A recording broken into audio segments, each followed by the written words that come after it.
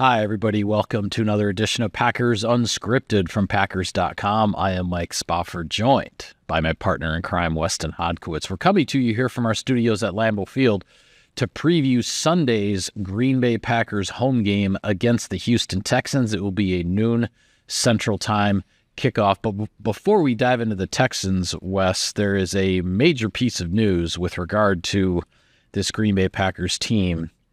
Rookie kicker Brayden Narveson is out. Veteran kicker Brandon McManus is in. Packers have gone basically a season and a third now with rookie kickers, and it hasn't worked out. And so now the move is to go to a veteran, a proven guy, and Brandon McManus was Brian Gutekunst's choice. Brandon McManus is Brian Gutekunst's choice. Brian talked, I guess, during practice on Wednesday about the decision to sign McManus, and certainly a lot of things go into that decision. There were some off-the-field issues, allegations that they have worked through. McManus said at his new locker, on Wednesday that situation and the allegations around it, during his time in Jacksonville, has been resolved.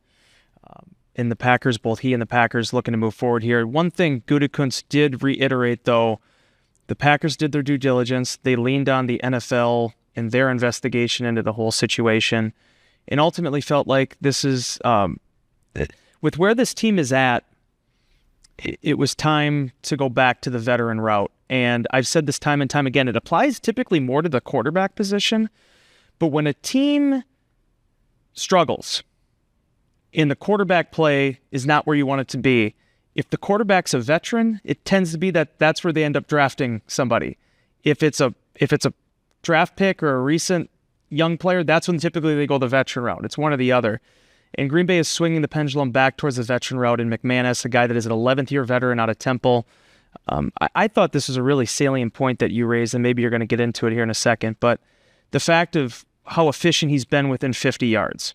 And as much as you want to have the big home run hitter, there's times where you have to get the gotta-have them kicks. And I think that's what the Packers, with where this team is at 4-2 and where they think they can get to this season, they feel like McManus can be that guy. Yeah, I mean, the reason I dove into the statistics a little bit with McManus is because when the signing was originally announced, the news was leaking out Tuesday night initially. The Packers made it official on Wednesday. I saw a lot of people pointing to, well, Brandon McManus, his career percentage on field goals is 81.8%.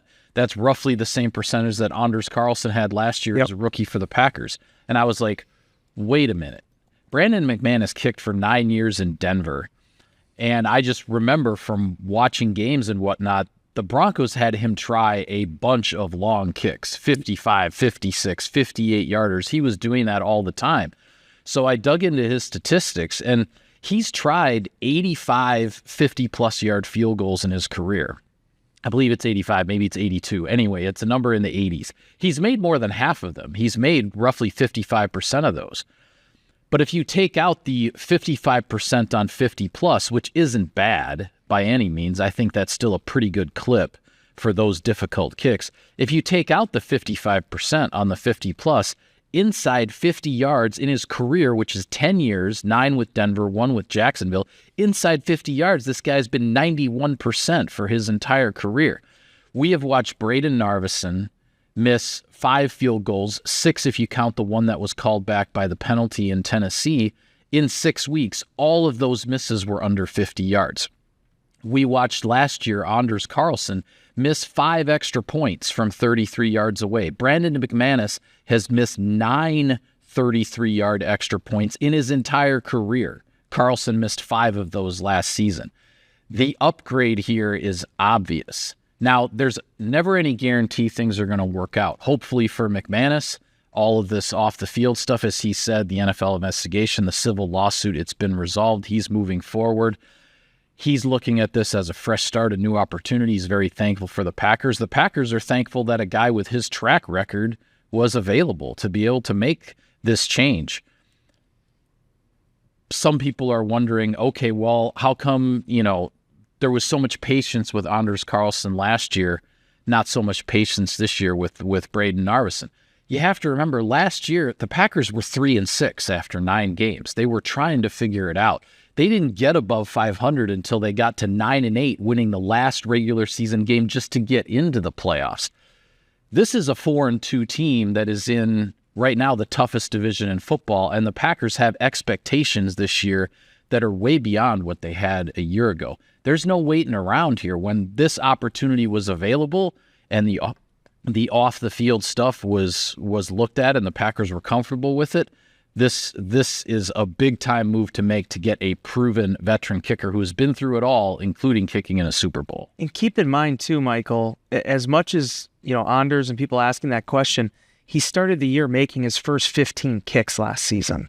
He had built up that basis that the Packers were kind of leaning on to get through the rest of the year. He had shown he could do it over the course of a number of weeks, and then it just started to unravel, and it never got put back together. And if you flip it, if Anders starts that way, you wonder how much patience you're going to have then as far as how he finished the season. Very good point. So in terms of McManus, and one other thing, this was like you and me, Pippen and Jordan here.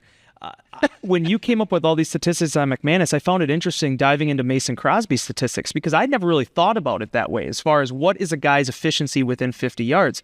Mason's was 86% within 50 and exactly the same, 55% beyond 50 as McManus. So 33 years old, he's not been kicking for a while. He had the 1 year with Jacksonville, was working out on his own down in Florida.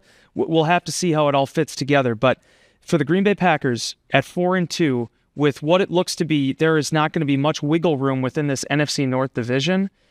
This was one of the big glaring weaknesses on this team. And 31st ranked in field goal efficiency this season. The Jets only the team behind them right now, and a lot of that was because of what happened on Monday night with Greg Zuerlein. This is their feeling that, okay, we're going to get a guy, again, feeling comfortable with the human, feeling comfortable with the person. We're going to get a guy that has done this at a high level for a long time and is going to have already developed some of that scar tissue that unfortunately, Braden Narvison on the field is kind of working through right now, despite having a really solid leg. Yeah, absolutely. Well, this is quite the challenge coming into Lambeau Field this weekend. The Houston Texans, they are 5-1.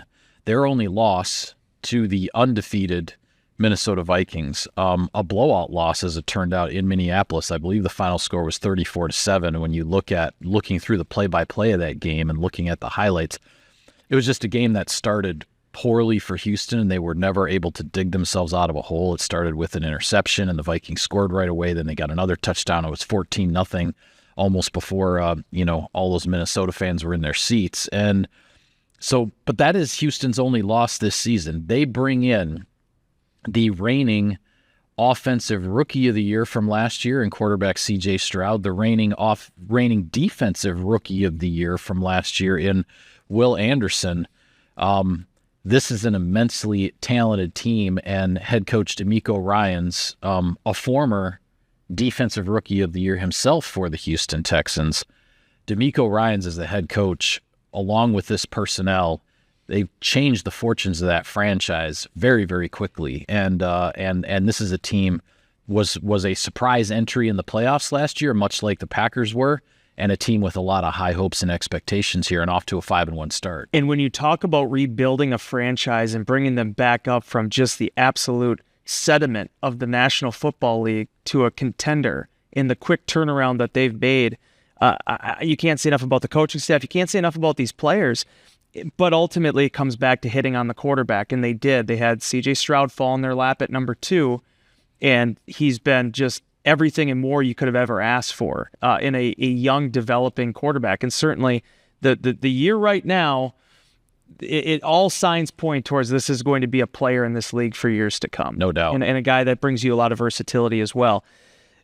I know we usually break this down with offensive and defensive, and I'm going to do that in a minute, but I wrote this in Insider Inbox, and I have to say this again because I really feel like Will Anderson doesn't get the proper credit because of Stroud being drafted at number 2. What a pragmatic decision for the Texans, making a sizable investment, got their quarterback, but then decided, you know what, we want to get our anchor of our defense for years to come. They invest 3 first-round picks and some other picks as well into this thing, and they get Will Anderson, who looks like as much of a game changer as it's been with Stroud on the offensive side of the ball, Anderson's providing that on the defensive side of the ball right now. And you look at pass rushers, you look at quarterbacks. You can bring up all the window dressing and all the other players that factor into that, but that's how you very quickly change the fortunes of an offense and a defense. A guy that can handle your offense and can lead your team, and defensively, a guy that is going to be absolutely rip through the competition. Packers have a very significant challenge on their hands on Sunday. Yeah, well, sticking with Anderson, he is the current AFC Defensive Player of the Week. He's coming off of a 3-sack game against the New England Patriots. Thank you, Patriots offensive line. Yeah. And we'll get to that too, because I think the Packers offensive line is coming off of maybe its best game of the season against the Arizona Cardinals. That's another thing that makes this matchup so intriguing. As far as the pass rush goes, the Texans have Will Anderson and Danielle Hunter, the former Minnesota Viking, on the other side. They do not have Mario Edwards. He has now been suspended. But all you have to do is, as far as what this defense is capable of, is look at the statistics from Houston's victory, a down-to-the-wire, walk-off long field goal victory over the Buffalo Bills from a couple weeks ago. Josh Allen, Buffalo quarterback, no slouch of a quarterback, right, last I checked. He was 9 of 30 passing against that Houston defense. They made life really, really difficult for Josh Allen in that game. And this Minnesota Vikings certainly have a good defense. They've been doing some pretty impressive things. I think this Houston defense is probably the best one the Packers will have faced so far this year. Josh Myers basically said the same exact thing at his locker on Wednesday, especially their defensive front. No disrespect to the secondary, but as far as what Myers is going to be looking at, what this Packers offensive line is going to be looking at. And while they do lose Mario Edwards, they're getting back Danico Autry, who is coming off a career year last year with Tennessee. The suspension, he's missed these first 5-6 games. But this is a guy the Packers are well familiar with. They almost signed him as an undrafted free agent when he came out of college back in 2014 or whatever it was. I believe it was a medical issue that kind of negated that. But the dude has been a consistent guy. Reminds me a lot of like Lawrence Guy in terms of it took some time for him to develop. But I mean, coming off career high in sacks last year, what he brings to that rotation, it's a lot of things to worry themselves with. And at the end of the day, the Packers have to find a way forward. And another thing that's going to help them is the fact that this game is taking place at Lambeau Field. It sounds like it's going to be a nice day at Lambeau. We're not going to have to probably have the benefit of some fall conditions like you did last week. Yeah, it could. It sounds like it could hit 70 degrees in mid-October in Green Bay, which is rather unusual. Rather unusual. But the fact is if this thing's at NRG, that I think Houston, it just allows them to play even more up-tempo, especially that defense with how they get off the ball is going to be a real challenge. The other aspect I have to mention too, and I know we've kind of blurred the lines here between offense and defense. Nico Collins is not available either with the hamstring injury. That was the next topic I was going to bring up. Goodness, the start that he was off to. Now they still have Stephon Diggs, they still have Tank, they still have all these guys. Joe Mixon is back. There's a lot of weapons still in that offense. But Nico Collins has been a game changer for them. I think he was already up over 500 receiving yards on this season. I mean, just off to just a torrid pace start to this year. And the hamstring injury keeping him out now landed him, I think, on injured reserve. I think as far as individual players, I think Nico Collins has the most explosive pass receptions. 17. Yeah. I knew that. Okay. I mean, and that's now with missing a game last week and having exited the previous game early because of that hamstring. But you said it, Stephon Diggs, Tank Dell, they've still got some receivers that are legitimate weapons. I think a big key to this game, just because of how Houston's offense looked last week when Joe Mixon returned to the backfield. Yeah. Mixon missed a few games due to injury, including the Vikings game, which was the one game that the Texans did lose. But boy, he came back, and this guy is a powerful running back, and he really provides. He provides the balance in the offense for C.J. Stroud, much in the same way that the Packers have been looking and working toward the balance with Josh Jacobs, a power back, and a guy like Emmanuel Wilson behind him to balance things out for Jordan Love. Joe Mixon does that for C.J. Stroud, and the Packers are going to have their hands full with this running back. Yeah, they really are. Mixon, I was intimating this in the inbox. I mean, they are a different offense. When you look at now, again, they play different caliber competition. I'm not trying to put the Colts and the Patriots on the same pedestal as the other three opponents they've had, but you look at the points, you look at the production across the board, it's been better when Nixon has been out there. Their only loss came the first game they were without him, and they had to kind of find another way and grind out some victories there to keep things moving in the right direction. That was been a bit, as much as we talk about Josh Jacobs here or Aaron Jones in Minnesota, them bringing in Joe Mixon has really kind of filled one of those very few holes on their offense, and gives them a capable every down bell cow back to kind of work off of. The other one thing too, and maybe I can get into this too with the keys to victory, that stands out to me when you look at their defense, top 5 defense in a lot of different categories. They only have 5 interceptions. So Xavier McKinney has as many interceptions as the Houston Texans. Houston Texans have 30 passes defense this year.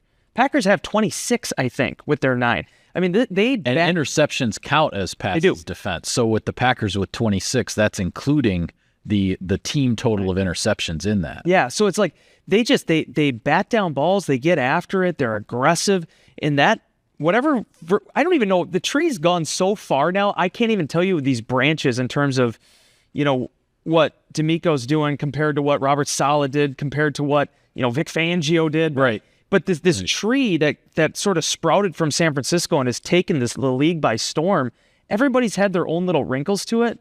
And the Houston Texans, again, that was the hallmark. Even before C.J. Stroud became the offensive rookie of the year, the way that defense turned things around last year, it's a formidable task the Packers are going to be poised to try to take down. Yeah, well, we've touched on a few things already as far as the keys to victory. Is there something for you that rises to the top of the list in order for the Packers to leave Lambeau Field on Sunday with a 5-2 record? So Nico Collins excusing himself from this game is one thing that is going to help. I mean, 567 receiving yards in 4 games or whatever cannot be wrong. Yeah.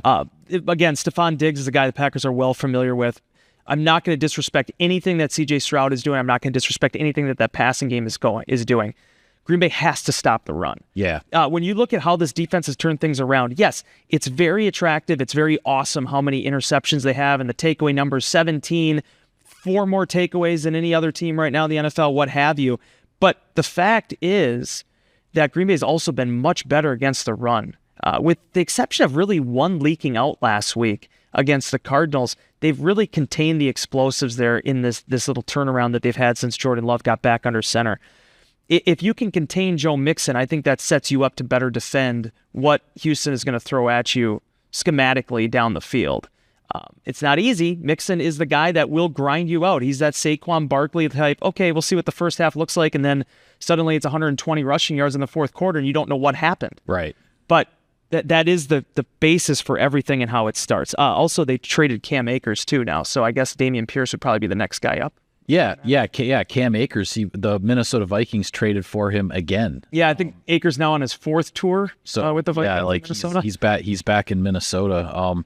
An answer the Vikings have to some concerns about Aaron Jones' injury and whatnot, trying to build up some more depth there. But Dameon Pierce being back is a big deal. That's another aspect of this thing that could really affect this game. Yeah, and I'm 100% with you on stopping the run in this game, because nothing will be harder about stopping C.J. Stroud than if Joe Mixon gets going and that running game for the Texans is controlling the line of scrimmage. It's just going to make your life miserable defensively, and that is a big challenge. The other one for me that jumps out is really about offensively for the Packers is to keep doing what they're doing and really build on what we saw last week. Now, Houston's defense is much, much better than Arizona's, so this is a totally different ball game in that regard. But I'm talking about the balance that the Packers had between the passing game and the running game, and all of the variety that is part of the running game, whether it's the running backs, the wide receivers on the end arounds, stretching the defense laterally. And in line with that is also the offensive line, which I thought played its best game of the season collectively against the Arizona Cardinals. The offensive line rising to the challenge of a Houston defensive front that is probably as good as it gets in the league right now. Jordan Morgan got back into action from his shoulder injury. That rotation with Sean Ryan at right guard seems to be working. The Packers are getting production there. It looks like Josh Myers at center no worse for wear from, coming out of the last game with an injury, but then going back in. He seems to be okay. He is practicing. We've seen Rasheed Walker at left tackle. The penalties have settled down. He's really played some good football the last couple weeks and looking a lot more like the Rasheed Walker from the stretch run last year when he really took over that left tackle position and they ditched the rotation with Yash Nyman and said, okay, Rasheed, like, that's your job. That's the guy we're seeing now at left tackle. We all know what Elton Jenkins is at left guard. And Zach Tom, as we talked about before, you would never know that this guy missed almost basically the bulk of the offseason program and was very limited throughout training camp before the regular season started. Zach Tom is playing like a Pro Bowl level right tackle here, very quietly, not getting a lot of attention for it, and he doesn't draw attention to himself and all that kind of stuff. This Packers offensive line is coming together. We're seeing it come together faster earlier in the season than we did last year with some of the injuries and shuffling around and everything like that. Last week needs to be just a building block, though, for that group with what you've got coming in this week. I think this game falls a lot on those guys up front for the Packers. I agree, and this will be a huge challenge for the guys on the edge. I mean, those are two big dudes, two talented, explosive pass rushers they're going to have to slow down. Even though Danielle Hunter only has 2.5 sacks, he does have 7 quarterback hits already this year. I mean, this is a big piece and a big puzzle for this offensive line to figure out.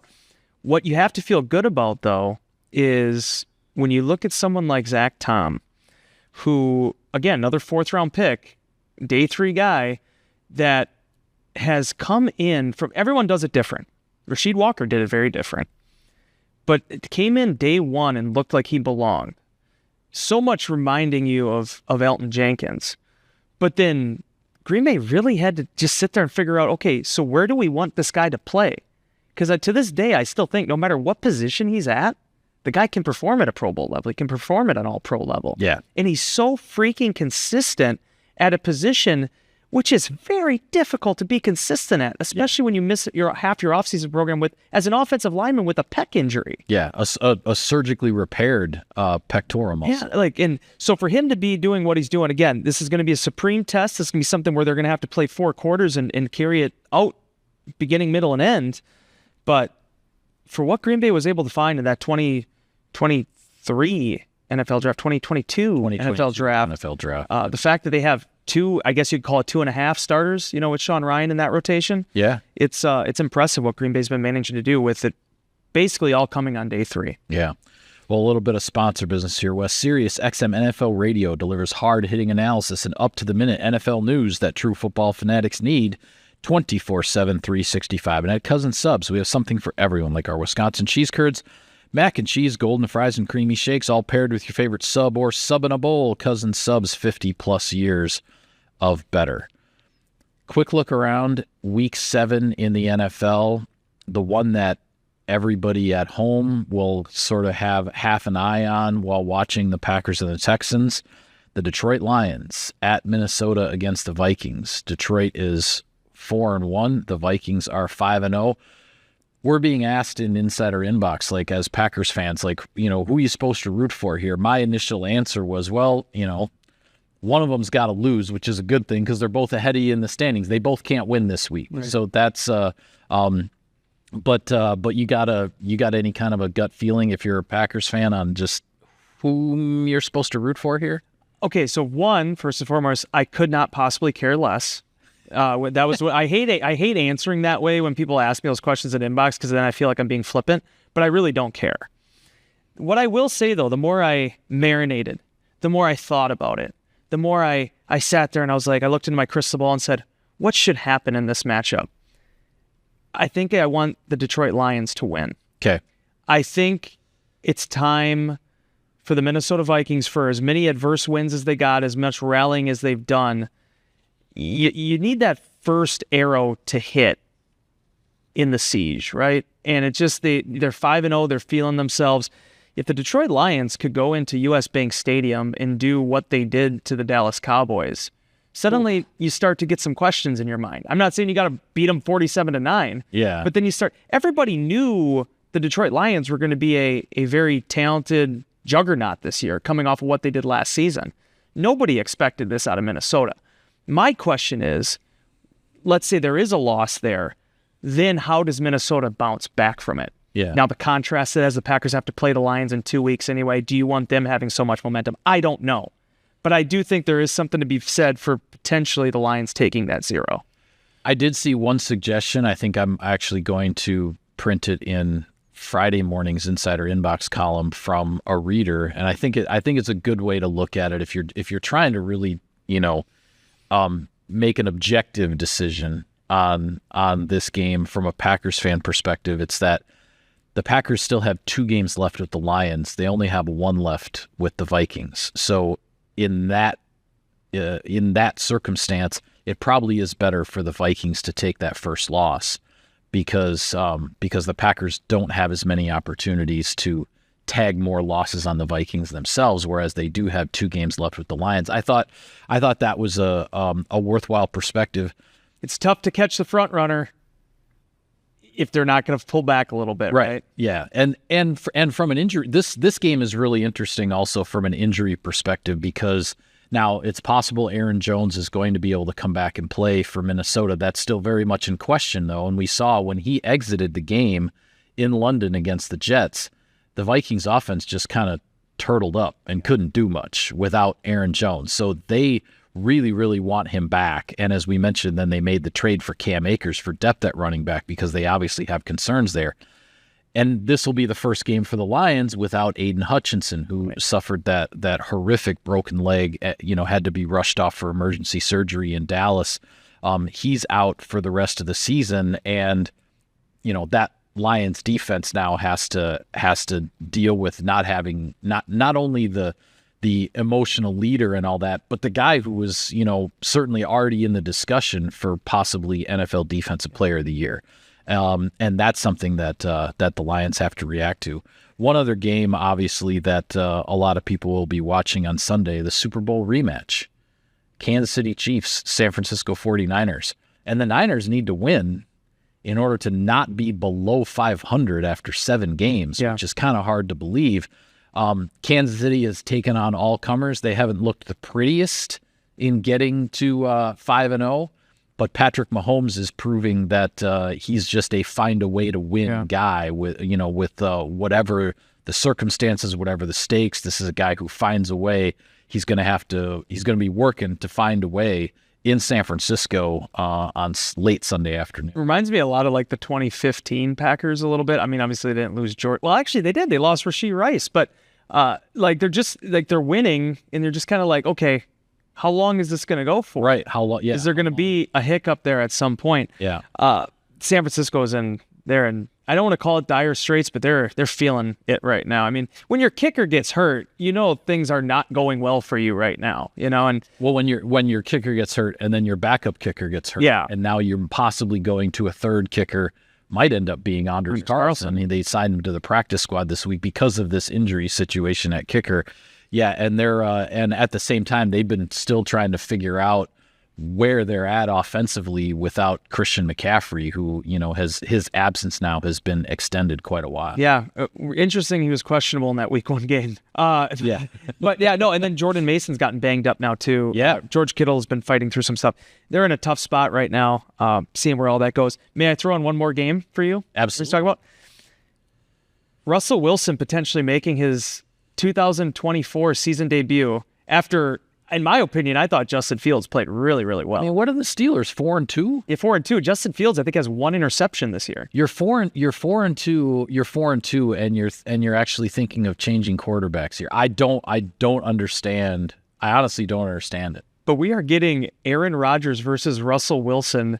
One is wearing a Jets uniform. One's wearing a Steelers uniform. Yeah, I mean, who would have thunk it, right? And also, I threw this out there on Twitter. I forget who it was originally. Maybe it was Perry Goldstein. That was the one that originally was talking about the Jets being in primetime again. Do you think the NFL made the Jets schedule and then after that just did the rest of the league the way that this has worked out? They've either been in primetime or they're in London. Yeah. That's just like the way of it this year. Yeah. Well, and now it's like Now they have a new head coach. They have a new wide receiver they brought in via trade from the Raiders, and there's all kinds of stuff going on. We got to go. There's no time left. Yeah. We got to leave. We do have to go. I'm so sick of double Monday Night Football already, too, by the way. We could save that for an off-season unscripted, potentially, if we need to kill some time at some point. I saw another doubleheader, or whatever you want to call these things, because they're not even double headers. They're like half-a-headers, where it's like there's some like overlap between the two games. I just give me one Monday night game, maybe one Sunday night game. If we got to do Thursday, we'll do Thursday. Sick of it. That we're gonna do a Wes Hodkiewicz pet peeves off-season episode this coming. I got a lot of problem with you people. I got to start making some notes, but we do have to go. I will leave you with this, however. The home of the 2025 NFL Draft is right here in Green Bay, April 24 through April 26, 2025. Visit greenbay.com/draft25 for more information. It's coming, Michael. It is. We're getting closer. With that, we'll call it a wrap on this edition of Packers Unscripted. Be sure to follow all of our coverage of the team and everything from Sunday's big matchup with the Houston Texans at Lambeau Field. We will have it all for you on Packers.com. For Wes, I'm Mike. Thank you for tuning in, everybody. We will see you next time.